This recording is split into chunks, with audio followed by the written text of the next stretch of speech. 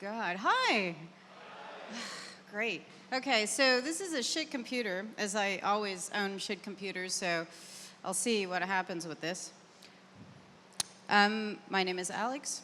I am the founder of the Goodnight Lamp. The Goodnight Lamp is a family of connected lamps that you give to family members or friends anywhere in the world, and when you turn the big lamp on, the little one turns on. So you might let them know that now's a good time for a Skype call, you're available right now. If your grandmother has one and just lives on her own, even if she just turns the light on, if you have the little lamp, you know that she's all right, she's reading before going to bed, whatever it might be. And among my many kind of activities around this space, I kind of calculated the other day that I am almost 10 years away from having sold the first Arduino in the UK, which I used to sell from Matt's apartment, who's in the room, and high five to Thington. It's a very small community in the room. I know a lot, I can see a lot of familiar faces. And I think that's both fantastic and I also think a little bit troubling. So I'll talk about why. So I want to talk about the next 5 years of IoT London. Who here has attended an IoT London meetup? Not enough. Excellent. So if you're interested in this space and you have not raised your hand, this is essentially, it's an invitation. I started running the IoT, is Usman here? Usman is not here. Usman asked me to help him run the IoT meetup in 2011.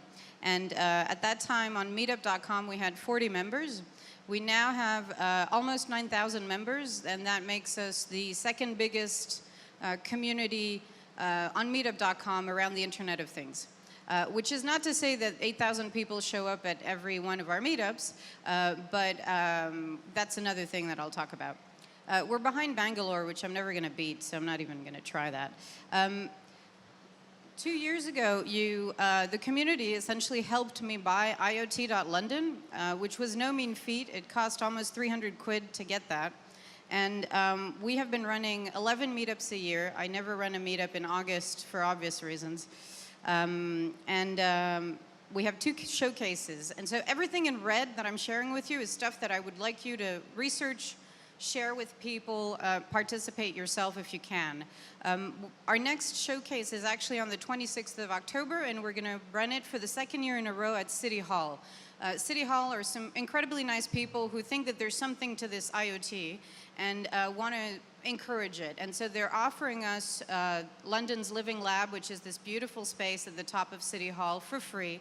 And we run a showcase. And specifically this year, I can't announce the sponsor that we have for sure, because I'm just waiting for them to kind of agree to it.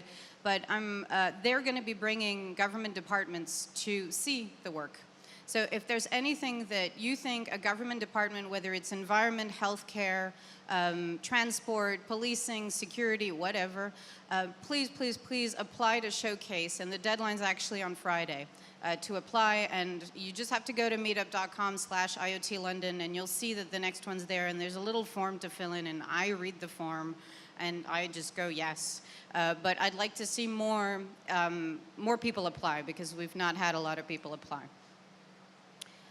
The nice thing as well is, because this is a kind of a good community and a strong community, is it actually kind of runs itself financially. So I spend money on things like food. I spend money on things like getting support on site for the meetup and just organizing nice people to come. And our next meetup is actually next Tuesday. So I would also, if you've never been to the meetup, please, please, please come to the meetup. Boris says yes.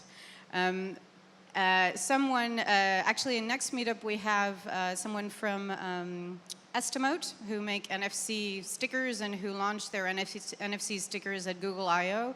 And they're going to come, and they actually have an announcement that week. They're launching a new product and they're coming to speak to us about it. So again, please, please, please come. The great thing about the last 5 years is it's also made it super attractive to new models of support, including incubators. So if John Bradford is in the room, I think we should all thank him for the awful, awful experience that he's had to go through in running the first one all the way back in 2012. And now we have started Bootcamp IoT, which I'm a mentor on, and we have the Central Research Lab that are currently kind of both live and starting soon with their cohorts. But we also have Breed Reply, who've been running now for, I think, 3 years maybe.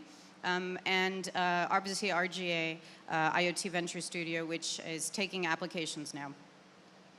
And I just want to talk about what's available for you. And I know that this is not really supposed to be a pitch, but I have nothing to sell. This is not like I make money from this actively. I just want to see more people come to the table. We have a monthly newsletter which goes out to over 7,000 people, which you don't have to attend a meetup to get the newsletter. You can just join the meetup group. We have a reading list of nice books that relate specifically to IoT, so they're not kind of broad business books. They're really IoT books, and that's also on the website. And I've started very, very slowly, I admit, but yellow pages of companies and resources that are in London. And I'm going to grow that to the UK and then eventually reach out to the meetup organizers that I know around Europe to get a European and UK map of everyone you might want to reach out to, from enclosure design to supply chain to assembly to whatever, and all the startups that are out there and all the people who are fundraising, because I rate them according to whether they're currently sort of prototyping and you should reach out to them and help them, or they're selling now and you should buy their stuff.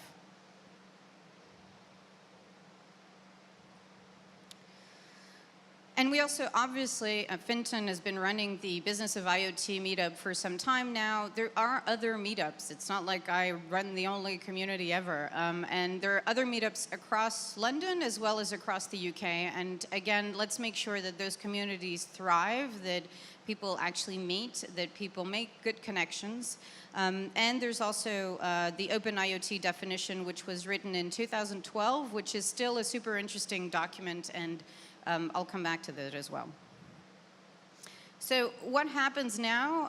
Of the people who have been to the meetup, has anybody kind of found friends? Raise your hands. Has anybody found jobs? Raise your hands. 4 jobs. People find opportunities when you kind of stick to going to a meetup. And so one time is not a good sort of litmus test for actually having those opportunities come to your table.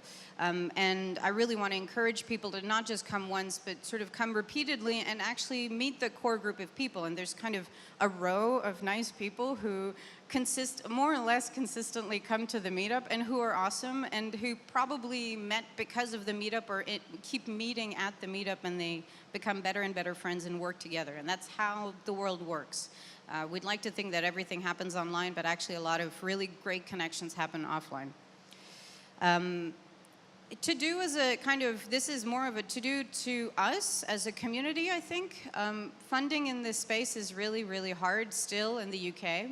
It's really painful to me to see startups that end up moving to California because obviously they can't grow here. The latest one being Sam Labs, who have opened up in Silicon Valley. And I thought, like, no, I wanted you to stay and be successful here. So how can people stay and be successful here? And I think that building a strong connection to the investment community is really key.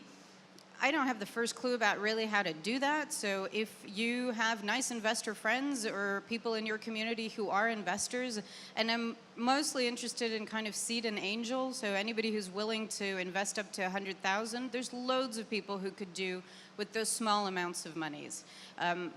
And obviously VCs bring them along, but you know, they don't usually like staying anywhere for more than 15 minutes. This is based on experience. And younger people. It kind of sounds dull, but who here is below the age of 25? Oh, it's 4 people. And I think one is lying. So that's 3 people. So I think we can do better. I think we can do better. There is such a wide community of design students, of engineering students, all the people who will become the people we might want to hire later, but we want to just make them aware that this is going on, that they live in a terrific city that has terrific potential and amazing ideas and businesses, and we should make sure that they come along. So even if you've got a nephew that's 16 and is kind of like, I don't know what to do at uni, just drag them along to any one of the meetups that you go to, because that's an experience they won't have at uni. They just won't. I'm working right now with a 25-year-old who's a student at Goldsmiths and a 16-year-old who's finishing school, I guess, in Scotland. And they're both terrific people who are doing really amazing things and have amazing ideas. And I'm promoting them as well as promoting their work, because that's what I think we should be doing. More to do, I guess, as well, is I think that there's, to a certain degree, we tend to be put off by non-technical talks. We kind of go like, oh yeah, this is fluffy. And I think behind every fluffy idea, there's a technical opportunity. And so being, again, engaging with more people who are probably not technical, probably have no idea what your product does, but making sure that they come and that they contribute and that they learn and you learn from them, I think is important. More women attendees and founders would be terrific. We have a fantastic, fantastic community of women in IoT in the UK. Outside of the UK, it starts to get a bit sketchy, so I'd like to see that change. If there are any women who you think could do with a job change, send them to IoT as a topic. And this is a bit of a controversial take, I guess, but this is really talking about what I will call the theremin problem, which is that people build, the first thing they always build with an Arduino is a theremin, because it kind of feels like the first exciting thing to build. And then other people build theremins, and then other people build theremins, and we never go beyond the theremin as both a concept and as a product. And I think that, for example, in education technology, one thing that I would love for us to see is to grow beyond the fact that we've made fantastic tools into making sure that those tools are actually in the hands of people, building assets for them, growing that community, making sure that every code club in this country offers hardware also as a topic. They don't all. This is the hard work, and this is the long work, and this is the work that is not done inside a shed on the weekend. And so I realize that this is hard, but it's the work that's worthwhile, to get people to go beyond that initial small thing that they could do, that initial LED that they could blink. And if there's anyone who's in the business of blinking LEDs, I am that person.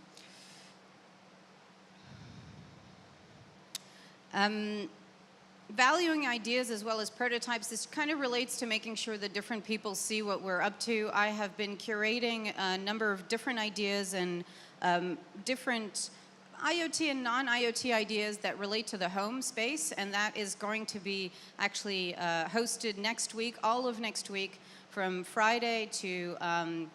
from Monday to the Sunday, both at the Digital Catapult, so from the Monday to the Friday at the Digital Catapult, and then at the Victoria and Albert Museum on the weekend.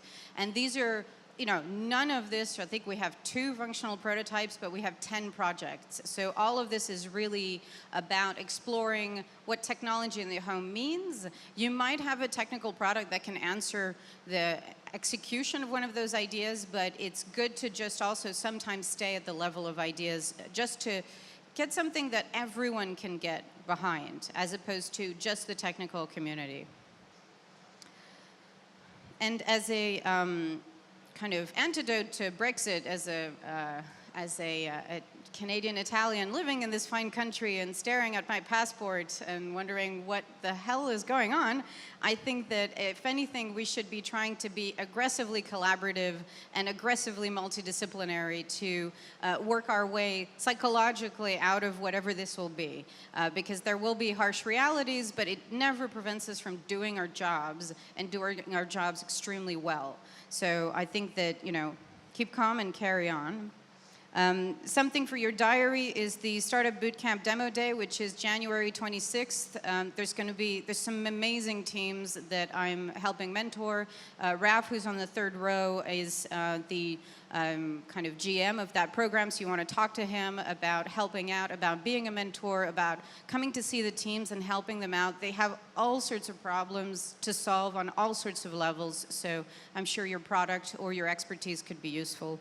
And, you know, yes, it's for free. Come and say, come and say hi. Come and see young people do fantastic things.